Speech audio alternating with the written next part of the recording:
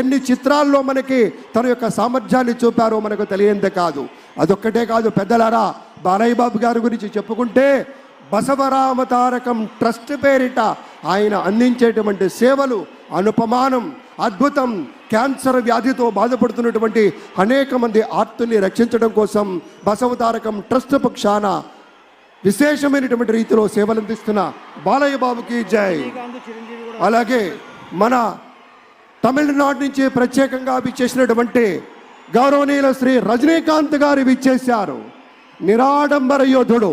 అలాగే మన పెద్దలు మెగాస్టార్ శ్రీ చిరంజీవి గారు విచ్చేశారు. స్వాగతం పలుకుతాం గట్టిగా మన మెగాస్టార్ చిరంజీవి గారికి. అద్భుతం. ఆత్మీయ ఆలింగనాల నడుమ సహేతుకమైన సప్రమాణికమైనటువంటి రీతిలో ఆ వినయం చూడండి మన రజనీకాంత్ గారిది.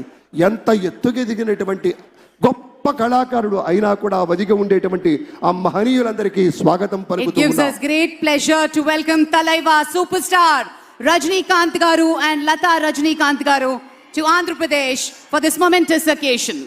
Padma Vibhushanulu ఆ రోజు మనం అంతా చూసాం.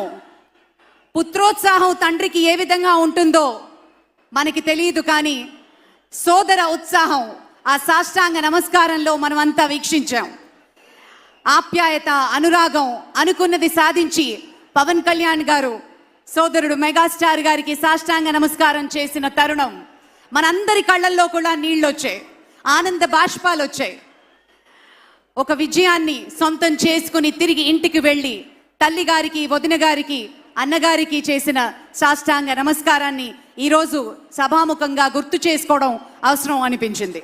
It gives us great pleasure to welcome all the dignitaries across the world. ఇప్పుడు ఒక సాంస్కృతిక అంశంలోకి వెళ్లే ముందు ఒక ఆడియో విజువల్ ప్రెజెంటేషన్ ప్లే చేయవలసిందిగా టెక్నికల్ టీమ్ ని రిక్వెస్ట్ చేస్తున్నాం.